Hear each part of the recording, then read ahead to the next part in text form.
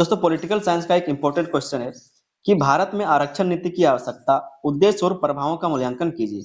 भारत में आरक्षण नीति की क्या आवश्यकता थी, इसका क्या उद्देश्य था और इसका क्या प्रभाव पड़ा, इसके बारे में आपको मूल्यांकन करना है। एक क्वेश्चन आरक्षण से रिलेटेड हम पहले भी करवा चुके थे, तो उसमें एक स्टूडेंट हमको कमेंट किए थे कि आप कौन होते हैं एससी, एसटी और ओबीसी के बारे में बोलने वाले। तो अगर आप एससी हैं, एसटी है या फिर ओबीसी हैं, आप आरक्षण लेना छोड़ दीजिए। जो जो भी स्टूडेंट हमको ये बात कमेंट करके बताए थे कि आप कौन होते हैं इसके बारे में बोलने वाले, तो भैया आप आरक्षण लेना छोड़ दीजिए। तब जाने कि आप बिल्कुल सही बात हमको सिखा रहे हैं। हम भी ओबीसी कैटेगरी में आते हैं, लेकिन हम तो कभी नहीं बोले इसके बारे में कि कौन होता है बोलने वाला। आप लेते हैं आरक्षण तो बोलते हैं, सब बोलेगा आपको। आप आरक्षण लेना छोड़ दीजिए तो कोई नहीं बोलेगा। और सिर्फ आपको पढ़ने में फोकस होना चाहिए, जो हम आपको बताते हैं उस पर ध्यान देना चाहिए लोगों को। लेकिन लोग क्या करते हैं, जो स्टूडेंट है वो क्या करते हैं, जो हम आप बोले, जो समझाए उस पर ध्यान देता है कि ये किसी धर्म के बारे में बोल दिया क्या, संविधान के बारे में बोल दिया क्या, अम्बेडकर के बारे में बोल दिया क्या, सुभाष चंद्र के बारे में बोल दिया क्या। तो भाई हम जो समझाते हैं उसको समझो, जो बोलते हैं उस पर ध्यान मत दो कि हम किसके बारे में क्या बोले हैं। कोई गलत बात हम नहीं बोलते हैं, जो सही रहता है वही बोलते हैं। ठीक है, अगर आप आरक्षण लेते हैं तो आपको सुनना भी पड़ेगा। आप आरक्षण लेते हैं तो लेते हैं, आदत हो गया आपका। मत लीजिए आरक्षण, कोई नहीं बोलेगा। प्रश्न यह है कि भारत में आरक्षण नीति की आवश्यकता, उद्देश्य और प्रभावों का मूल्यांकन कीजिए। आरक्षण नीति का क्या आवश्यकता पड़ा था, इसका क्या उद्देश्य था और इसका क्या प्रभाव पड़ा था, इसके बारे में आपको बताना है। डिटेल में समझेंगे आज इस क्वेश्चन के आंसर को। और अगर आज भी कोई ऐसे स्टूडेंट जिनको इस बात का बुरा लग जाएगा तो आप कमेंट करके हमको बता दीजिएगा। हम समझेंगे कि कौन कौन ऐसे स्टूडेंट जिनको इन बातों का बुरा भी लगता है। ठीक है, चलिए दोस्तों समझते हैं इस क्वेश्चन के आंसर को। चैनल पर नहीं तो आप लोग चैनल को सब्सक्राइब कर लीजिएगा। कहा जा रहा है इसमें कि भारत एक सामाजिक रूप से विविध और ऐतिहासिक रूप से असमानताओं से ग्रस्त समाज रहा है। एक चीज और हम आपको क्लियर करा दें कि जो भी आरक्षण लोग ले रहे हैं वो आरक्षण गलत चीज नहीं है। गलत तब होता है जब ये संविधान से बाहर हो, आपके जो कह सकते हैं देश से बाहर हो तब। लेकिन ये संविधान में दिया हुआ है, संविधान में निरूपित है, संविधान में लिखा हुआ चीज है, तो लेना कोई गलत बात नहीं है। लेकिन इसके बारे में आप सुन नहीं पा रहे, ये गलत बात है। अगर आप ले रहे हैं तो आप सुनना पड़ेगा आपको। अगर आप राशन उठाते हैं, लाल कार्ड है आपके पास, राशन कार्ड है, अगर आप राशन खाते हैं सरकार का, तो आपको सुनना पड़ेगा कि आप राशनधारी हैं, कार्डधारी हैं। ठीक है, सुनना पड़ेगा ये बात आपको। इसमें कहा जा रहा है कि भारत एक सामाजिक रूप से विविध और ऐतिहासिक रूप से असमानताओं से ग्रस्त समाज रहा है। क्या कहा जा रहा है कि जो भारतीय समाज है वो विविध रूप से, ऐतिहासिक रूप से ही असमानताओं से ग्रस्त रहा है। मतलब निचली जात का, फिर ऊपरी जात का और फिर उससे भी ऊपरी जात का, इस सबसे वो ग्रस्त रहा है। जहां जाति, वर्ग और लिंग के आधार पर लंबे समय तक भेदभाव होता रहा। जहां पर क्या कहा जा रहा है कि जाति के, वर्ग के और लिंग के आधार पर लंबे समय तक भेदभाव होता ही रहा है। ऐसे में सामाजिक न्याय और समान अवसर सुनिश्चित करने के लिए आरक्षण नीति को अपनाया गया। और इसीलिए कहा जा रहा है कि इन सब चीजों के कारण ही, क्योंकि किसी जात को नीचे से दबा दिया गया था, कोई जात बहुत ही ऊपर चला गया था, कोई जात मिडिल में था, तो इन सब चीजों को बराबर करने के लिए जो हमारा देश है, जो हमारा संविधान, उसमें आरक्षण नीति को अपनाया गया था, उसमें लाया गया था। ठीक है, ये कोई गलत चीज नहीं है, आरक्षण कोई गलत चीज नहीं है, लेकिन आप लेते हैं तो आपको सुनना भी पड़ेगा। आगे कहा जा रहा है कि भारतीय संविधान ने इसे समानता के साथ न्याय के सिद्धांत के रूप में स्वीकार किया है।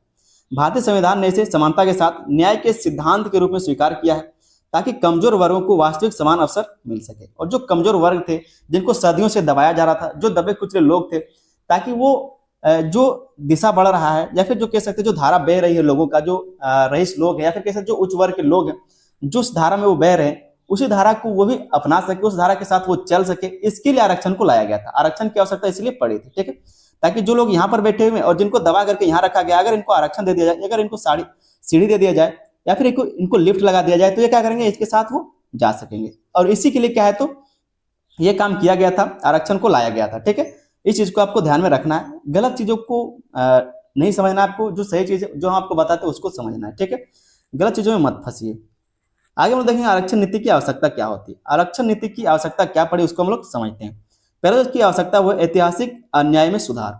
जो इतिहास में लोगों के साथ अन्याय किया गया था, जातियों के साथ अन्याय किया गया था, जो निचले वर्ग को कहा जा सकता है कि जिन लोगों को निचला वर्ग का कहा गया, निचले जाति का कहा गया, उनके साथ न्याय हो सके, उनके साथ सुधार हो सके, इसके लिए इसका आवश्यकता पड़ा था, आरक्षण का आवश्यकता पड़ा था। तो ऐतिहासिक अन्याय का सुधार करने के लिए इसका आवश्यकता पड़ा। कहा जा रहा है कि भारतीय समाज में अनुसूचित जाति जिसको बोलते हैं एससी, अनुसूचित जनजाति जिसको बोलते हैं एसटी और अन्य पिछड़ा वर्ग जिसको बोलते हैं ओबीसी के लोगों को सदियों तक सामाजिक, आर्थिक और शैक्षिक रूप से वंचित रखा गया। क्या कहा जा रहा है कि इन सभी को सदियों से सामाजिक, आर्थिक और शैक्षिक रूप से वंचित रखा गया। आरक्षण नीति इन ऐतिहासिक अन्यायों को सुधारने का एक प्रयास है। और ये जो आरक्षण का नीति लाया गया वो इन ऐतिहासिक अन्यायों को सुधारने का एक प्रयास है, ये कोई गलत चीज नहीं है। बल्कि क्या है तो इन सब चीजों को सुधारने के लिए आरक्षण नीति लाया गया था। लोगों ने क्या किया, अब इसको आदत बना लिया है, बिना आरक्षण के कोई काम ही नहीं करते। आगे इसमें कहा जा रहा है कि यह उन्हें समान अवसर प्रदान कर समाज में सम्मानजनक स्थान दिलाने का कार्य करती है। और ये जो चीज है आरक्षण नीति, ये समान अवसर प्रदान करता है और समाज में सम्मानजनक स्थान दिलाने के लिए कार्य करता है। इससे उनके भीतर आत्मविश्वास और सामाजिक स्वीकारता बढ़ती है। इससे क्या होता है तो उनके भीतर आत्मविश्वास बढ़ता है, सामाजिक स्वीकारता भी बढ़ती है, वो समाज को स्वीकार कर पाते हैं। आगे जो इसका दूसरा पॉइंट है, जो दूसरा आवश्यकता है आरक्षण नीति का, वो है सामाजिक समानता की स्थापना। सामाजिक समानता का स्थापना करना था, जिसके कारण इसका आवश्यकता पड़ा था। कहा जा रहा है कि समाज में व्याप्त ऊंच नीच और भेदभाव को समाप्त करने के लिए आरक्षण आवश्यक है। जो समाज में व्याप्त ऊंच नीच है, जो भेदभाव, उसको समाप्त करने के लिए आरक्षण जरूरी है, ताकि जो नीचे समाज रह गया है, जो ऊपर समाज चला गया, ये जो समाज है वो ऊपर जाकर के इसके बराबर हो जाए, इसके लिए आरक्षण नीति जरूरी है, ये बात कहा जा रहा है। लेकिन ऐसा नहीं कि आप हमेशा आरक्षण को ही लेते रहे। आगे इसमें कहा जा रहा है कि यह नीति समानता के सिद्धांत को व्यवहार में लाने का माध्यम है। जो समानता का सिद्धांत उसको व्यवहार में लाने का एक माध्यम है। कमजोर वर्गों को विशेष अवसर देकर वास्तविक समानता स्थापित की जाती है। जो कमजोर वर्ग है उसको विशेष अवसर दिया जाता है, जैसे कि ये मेरिट में भी काम करता है। अगर आप जनरल के लोग हैं, अगर आपका कट ऑफ 100 में से 70 गया है और कोई एससी का लोग है, कोई एसटी का लोग है, या फिर कोई ओबीसी का कैटेगरी का लोग है, तो उसके लिए 60 हो सकता है, 58 हो सकता है, ठीक है, 57 हो सकता है। इस तरह से क्या हो सकता है, तो कुछ आपको रियायत या फिर कह सकते हैं छूट दिया जाता है, ताकि आप जो कई सदियों से बढ़ के रहे हुए लोग हैं, जो कई सदियों से बढ़े हुए लोग हैं, उनका बराबरी आप कर सके और जो समाज का धारा है वो सही से चल सके। इसके लिए सारी चीजें का जो व्यवस्था वो किया गया, ठीक है। आगे इसमें कहा जा रहा है कि इससे समाज में संतुलन और न्याय की भावना विकसित होती है। तीसरा जो इसकी आवश्यकता समझेंगे हम लोग, वो है शिक्षा और रोजगार में अवसर प्रदान करना। शिक्षा और रोजगार में अवसर प्रदान करना। आरक्षण के माध्यम से वंचित वर्गों को शिक्षा संस्थानों और सरकारी नौकरियों में स्थान मिलता है। इससे वे प्रतिस्पर्धा में भाग लेने और अपनी स्थिति सुधारने में सक्षम होते हैं। तो शिक्षा और रोजगार का जो अवसर वो यहाँ पर मिल पाता है। शिक्षा और रोजगार के अवसर उनके जीवन स्तर को बेहतर बनाते हैं या उनके सामाजिक और आर्थिक विकास का मजबूत आधार तैयार करता है। आज के टाइम में आप देखते हुए कि जो निचले वर्ग के लोग, जिनको निचला जात का लोग कहा जाता है, निचला वर्ग का लोग कहा जाता है या फिर कहा जाता था, आज तो सब कुछ समान कर दिया गया, क्योंकि हमारा देश में संविधान है, संविधान से देश चलता है, तो असमानता का कोई बात ही नहीं हो सकता। कोई किसी जात को छोटा कह ही नहीं सकता, ठीक है। ये तो हमारा जन्मसिद्ध अधिकार हो गया है, मौलिक अधिकार है हमारा कि हम लोग किसी को छोटा नहीं कह सकते और कोई हमको छोटा नहीं कह सकता, इस तरह से, ठीक है। आज जो आप देख पा रहे हैं कि जो गांव है वहां पर जो मुखिया होता है वो कोई आदिवासी हो सकता है, कोई दलित हो सकता है, कोई ब्राह्मण हो सकता है, मतलब कोई भी जात का वहां पर हो सकता है। और आजकल क्या है तो आरक्षण ला दिया गया है कि जो ग्राम पंचायत है या फिर जो कह सकते हैं जो लोकसभा चुनाव होता है, जो विधानसभा चुनाव होता है, या फिर जो हमारा संसद है, जो हमारा विधानसभा है, या फिर जो हमारा राज्यसभा है, वहां पर कुछ सीटें आरक्षित भी की गई है, ताकि जो आरक्षण नीति सिर्फ लोगों पर ना बल्कि वहां पर ही पहुंचे, ताकि जो जनता का समस्या वहां पर पहुंचाया जा सके और लोगों को अच्छे से समस्याओं से समाधान किया जा सके। तो आरक्षण यहाँ तक भी पहुंचा। ऐसा नहीं है कि सिर्फ लोगों को या फिर जो मेरिट बनता है, जो सरकारी नौकरी, सिर्फ आरक्षण वहीं तक है। आरक्षण सभी जगह दिया जा रहा है, ताकि जो मुख्य धारा है वहां पर सभी लोग बराबर हो सके, जाकर के मिल सके। अगर इसका आवश्यकता है वो है सामाजिक न्याय की प्राप्ति। सामाजिक न्याय की प्राप्ति के लिए भी इसकी आवश्यकता थी। सामाजिक न्याय का अर्थ है समाज के सभी वर्गों को उचित अधिकार और अवसर मिलना, सभी वर्गों को उचित और अधिकार मिलना, ठीक है। आरक्षण नीति इसी उद्देश्य को पूरा करने का एक महत्वपूर्ण साधन है। यह कमजोर वर्गों को न्याय दिलाने और उन्हें मुख्य धारा में लाने में सहायक है। और इसी के बारे में आपको बता रहे थे कि जो आरक्षण नीति लाया गया था वो कमजोर वर्गों को न्याय दिलाने के लिए और जो है उनको मुख्य धारा में लाने के लिए लाया गया था। इससे समाज अधिक न्यायपूर्ण और संतुलित बनता है। इससे क्या तो समाज है वो अधिक न्यायपूर्ण बनता है, संतुलित बन पाता है। अगला यहाँ पर हम लोग आवश्यकता देखेंगे वो समावेशी विकास। जब समाज के सभी वर्गों को विकास में भागीदारी मिलती है तभी वास्तविक विकास संभव होता है।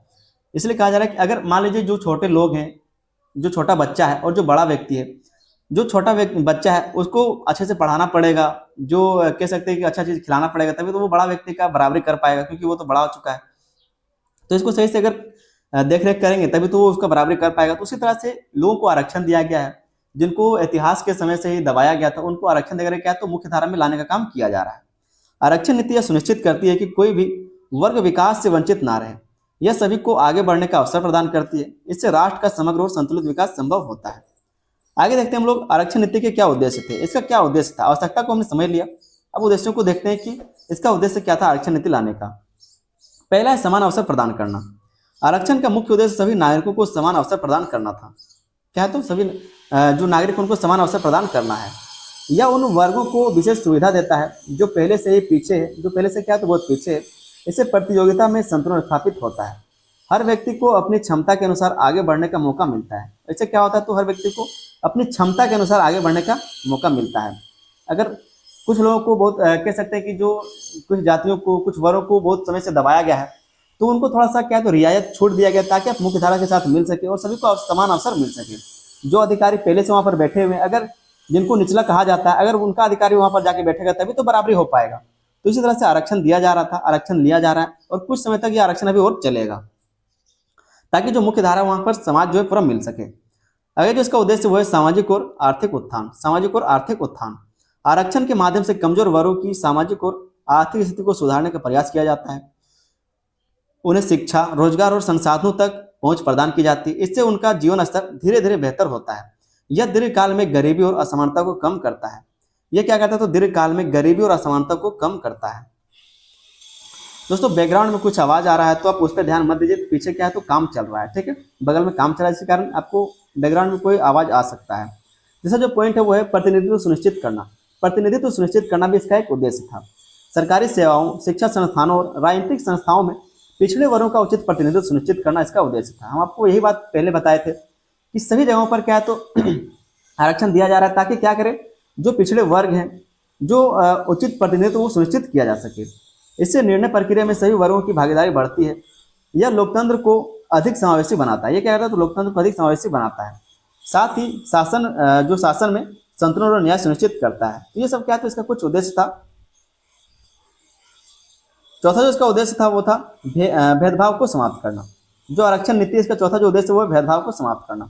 आरक्षण का उद्देश्य समाज में व्याप्त भेदभाव और असमानता को कम करना है। यह समानता और न्याय की भावना को मजबूत करता है। ये क्या करता है, तो समानता और न्याय की भावना को मजबूत करता है। इससे अवसरों की असमानता धीरे धीरे समाप्त होती है। धीरे धीरे क्या है, तो अगर लगातार इनको क्या है तो मौका दिया जाएगा, जो निचले वर्ग के लोग थे उनको अगर मौका दिया जा रहा है तो क्या धीरे धीरे आके मुख्य धारा के साथ मिल पा रहे हैं। इसी के बारे में कहा जा रहा है, इससे अवसरों की समानता धीरे धीरे समाप्त होती है। समाज में आपसी समरसता और भाईचारा बढ़ता है। तो ये जो आपका आरक्षण नीति वो इसीलिए लाया गया था ताकि जो नीचे दबे हुए लोग हैं उनको उठाया जा सके, ठीक है।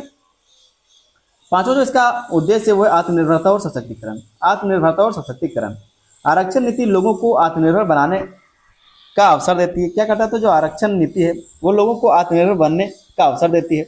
शिक्षा और रोजगार मिलने से वे अपने जीवन को बेहतर बना सकते हैं। इससे उनका आत्मविश्वास और सामाजिक स्थिति मजबूत होती है। इससे क्या होता है, तो उनका जो आत्मविश्वास है, जो सामाजिक स्थिति वो मजबूत होता है। यह उन्हें समाज में सम्मानजनक स्थान दिलाने में सहायता करता है। और ये क्या करता है, तो उनको समाज में सम्मानजनक स्थान दिलाने की सहायता करता है, ठीक है। आगे हम लोग समझते हैं, जो अगला पॉइंट है उसको समझेंगे। आगे जो पॉइंट है वो आरक्षण नीति के प्रभाव। आरक्षण नीति का क्या प्रभाव पड़ा उसके बारे में यहाँ पर हम लोग समझते हैं कि आरक्षण नीति का क्या क्या प्रभाव देखने को मिलता है। तो इसका जो आरक्षण नीति का जो प्रभाव है वो सकारात्मक और नकारात्मक दोनों रूपों में देखा जाता है, ठीक है। आरक्षण नीति का प्रभाव आपको सकारात्मक रूप में भी देखने को मिलेगा और नकारात्मक रूप में भी देखने को मिलेगा। आरक्षण नीति के सकारात्मक तथा नकारात्मक प्रभाव दोनों ही प्रभाव देखने को मिलते हैं। पहला है सकारात्मक प्रभाव। उसको हम लोग समझते हैं कि सकारात्मक प्रभाव क्या क्या है आरक्षण नीति का। पहला है शिक्षा में वृद्धि। शिक्षा में क्या हुआ, तो वृद्धि हुआ। आरक्षण के कारण एससी, एसटी और ओबीसी वर्गों की शिक्षा में भागीदारी बढ़ी, क्योंकि पहले इनको क्या है तो शिक्षा में भाग लेने का कोई अधिकार नहीं दिया जाता था। इतिहास के समय में ये जो नीचे जात के लोग होते थे या फिर जो निचले वर्ग के लोग होते थे उनको पढ़ने के अधिकार नहीं दिया जाता। आज का जो टाइम है उसमें शिक्षा में वृद्धि देखने को मिलता है। सभी जात वर्गों को शिक्षा का अधिकार दिया गया है, क्योंकि हमारा संवैधानिक देश, एक लोकतांत्रिक देश है, तो यहाँ पर इन सभी चीजों का अधिकार दिया गया है। उन्हें उच्च शिक्षा संस्थानों में प्रवेश मिलने से उनकी स्थिति में सुधार हुआ है। इससे समाज में जागरूकता और ज्ञान का स्तर बढ़ा है। यह दीर्घकाल में सामाजिक परिवर्तन का आधार बनता है, और अगर ये लंबा समय तक होगा तो इससे क्या होगा, समाज परिवर्तन में ये आधार का काम करेगा, ठीक है। आजकल जो आप देखते होंगे कि जो कानूनी बना दिया है कि आप किसी भी संस्थान में, किसी भी कॉलेज में किसी भी एससी, एसटी, ओबीसी के बारे में कोई कुछ गलत नहीं बोल सकता। लेकिन इसके साथ एक प्रावधान ये भी दिया गया कि अगर कोई व्यक्ति अगर इसके बारे में गलत बात फैलाता है, गलत केस करता है, तो उस पर भी क्या तो सजा हो सकता है। तो ये जरूरी चीज था कि अगर आप किसी चीज का फायदा लेते हैं तो उसके साथ आप उसका दुरुपयोग ना करें, इसका भी देखना जरूरी था। आगे जो दूसरा पॉइंट है वो रोजगार के अवसरों में वृद्धि। इसका जो सकारात्मक प्रभाव है वो रोजगार में अवसरों की वृद्धि हुई है। सरकारी नौकरियों में आरक्षण से इन वर्गों को रोजगार के अधिक अवसर मिले हैं। जो आरक्षण है वो मिलने से क्या है, तो जो एससी, एसटी, ओबीसी उनके वर्गों को रोजगार का अधिक अवसर मिल पाया है। इससे उनकी आर्थिक स्थिति मजबूत हुई। यह गरीबी को कम करने और जीवन स्तर सुधारने में सहायक रहा है। साथ ही यह सामाजिक गतिशीलता को भी बढ़ाता है। ये क्या करता है, सामाजिक गतिशीलता को भी बढ़ाता है, क्योंकि अगर समाज कोई ज्यादा कमाएगा कोई कम कमाएगा यहाँ तो ठीक है, लेकिन सिर्फ एक ही वर्ग का लोग ज्यादा कमा रहा है बाकी सब कम कमा रहे हैं, तो ये क्या होता है, सामाजिक असमानता को बढ़ाता है। जिससे जो इसका सकारात्मक प्रभाव देखने को मिलता है वो सामाजिक सम्मान और आत्मविश्वास में वृद्धि। जब वंचित वर्गों के लोग उच्च पदों पर पहुंचते हैं तो उनका सामाजिक सम्मान बढ़ता है। जो वंचित लोग थे, जो वंचित वर्ग थे, उनका अगर कोई बच्चा या फिर कोई लोग उच्च पद पर पहुंच जाता है तो उससे क्या होता है, उनका समाज का जो सम्मान बढ़ता है, समाज में उनकी पहचान और स्वीकारता मजबूत होती है, उनके आत्मविश्वास और आत्मनिर्भरता में वृद्धि होती है। यह सामाजिक समानता सुदृढ़ करता है। ये क्या करता है, सामाजिक समानता को सुदृढ़ करता है। चौथा जो यहाँ पर हम लोग पॉइंट देखेंगे इसका सकारात्मक प्रभाव है राजनीतिक सशक्तिकरण। राजनीतिक सशक्तिकरण, आरक्षण के कारण स्थानीय निकायों और राजनीतिक संस्थाओं में पिछड़े वर्गों का प्रतिनिधित्व बढ़ा है। आरक्षण के कारण क्या है, तो जो स्थानीय निकाय है, जो हम आपको ग्राम पंचायत का उदाहरण दिए थे वहां पर, और जो राजनीतिक संस्था है वहां पर ये पिछड़े वर्गों का प्रतिनिधित्व बढ़ा है, क्योंकि कोई ना कोई लोग तो होना चाहिए बोलने वाला, जो पिछड़े वर्गों के बारे में बात करे, संसद में बात करे, राज्यसभा में बात करे, ठीक है, विधानसभा में बात करे, तभी तो चीज सुधर पाएगा। इससे उनकी आवाज शासन तक पहुंचती है, वे अपने हितों और समस्याओं को प्रभावी ढंग से प्रस्तुत कर पाते हैं। यह लोकतंत्र को जमीनी स्तर पर मजबूत बनाता है। ये क्या करता है, तो लोकतंत्र को जमीनी स्तर पर मजबूत करता है। आगे दोस्तों हम लोग देखेंगे कि जो आरक्षण नीति है उसका नकारात्मक प्रभाव क्या है या फिर इसकी क्या क्या चुनौतियां हैं। पहला जिसका नकारात्मक प्रभाव या फिर चुनौती हो, योग्यता पर प्रभाव।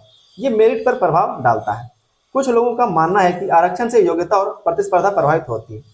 जो योग्यता है और जो प्रतिस्पर्धा है वो प्रभावित होता है। मतलब लोगों ने क्या है, तो मान लिया है कि अगर 70 नंबर लाना है और अगर हम एसटी हैं तो हमको सिर्फ 60 लाना, उसी तरह से लोग मेहनत करते हैं, प्रतिस्पर्धा में भाग लेते हैं, उतनी योग्यता वो लोग दिखाते हैं। लेकिन अगर आरक्षण नहीं होता तो वो लोग भी ज्यादा मेहनत करते और ज्यादा तैयारी करते और क्या करता है, ज्यादा खुद को तैयार करते, अपने विचारों को बढ़ाते हैं। इसलिए कहा जा रहा है योग्यता पर इसका प्रभाव पड़ता है। और कुछ लोगों का ऐसा मानना है कि आरक्षण से योग्यता और प्रतिस्पर्धा प्रभावित होती है। इससे प्रतिभाशाली व्यक्तियों के अवसर सीमित हो जाते हैं। क्या है, तो जो प्रतिभाशाली व्यक्ति होता है, जिनको लगता है कि हम बहुत बड़ा साइंटिस्ट बनेंगे या फिर बहुत काम करेंगे, वो क्या करता है, आरक्षण के कारण यहीं पर यहीं रह जाते हैं।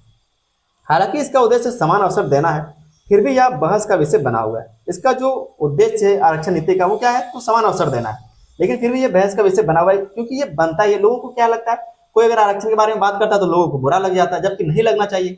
आप आरक्षण ले रहे हैं तो बात तो सुनिए, ठीक है। आप आरक्षण लेके अगर नौकरी ले रहे हैं तो आपको सुनना पड़ेगा, आरक्षण लेना छोड़ दीजिए नहीं तो फिर। इसलिए कहा जा रहा है कि इसमें संतुलन बनाए रखना आवश्यक है। इसलिए इसमें क्या है, तो संतुलन बनाए रखना आवश्यक है। अगला इसमें प्रभाव देखने को मिलता है जो नकारात्मक प्रभाव है आरक्षण पर निर्भरता। आरक्षण पर क्या है, तो निर्भरता बढ़ता जा रहा है। कभी कभी लोग आरक्षण पर अत्यधिक निर्भर हो जाते हैं और स्वयं प्रयास कम कर देते हैं। जो प्रयास है वो स्वयं ही कम कर देते हैं। हाँ, आपको पीछे उदाहरण दिए कि अगर 70 नंबर चाहिए, जिसको 60 में आरक्षण में पास होना है, तो वो मेहनत क्यों करेगा, 70 क्यों लाएगा, वो 60 में पास हो जा रहा है। तो आरक्षण पर निर्भरता हो जाता है। आगे इसमें कहा जा रहा है कि यह मानसिकता आत्मनिर्भरता को प्रभावित कर सकती है। आरक्षण को एक सहायक साधन के रूप में देखा जाना चाहिए। आरक्षण इसलिए दिया गया ताकि आप मुख्य धारा के साथ मिल सके। ऐसा नहीं कि आप उसके ऊपर निर्भर हो जाए और पूरा जीवन भर आपके बाप दादा ने लिया, फिर आपके बाल बच्चा लेंगे, फिर आप जब बाप दादा बन जाएंगे उस टाइम में आरक्षण चलता रहे। ऐसा नहीं होना चाहिए। आरक्षण को हम लोग को क्या है, तो खुद छोड़ना पड़ेगा। हम लोग खुद चाहेंगे कि आरक्षण अब धीरे धीरे खत्म किया जाए, ठीक है। दीर्घकाल में आत्मनिर्भरता और प्रतिस्पर्धा को भी बढ़ावा देना जरूरी है।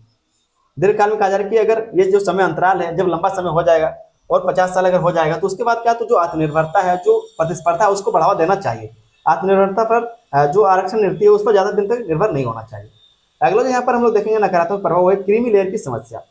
क्रीमी लेयर की समस्या, कहा जा रहा है कि आरक्षण का लाभ कई बार उन लोगों को मिलता है जो पहले से अपेक्षाकृत बेहतर स्थिति में।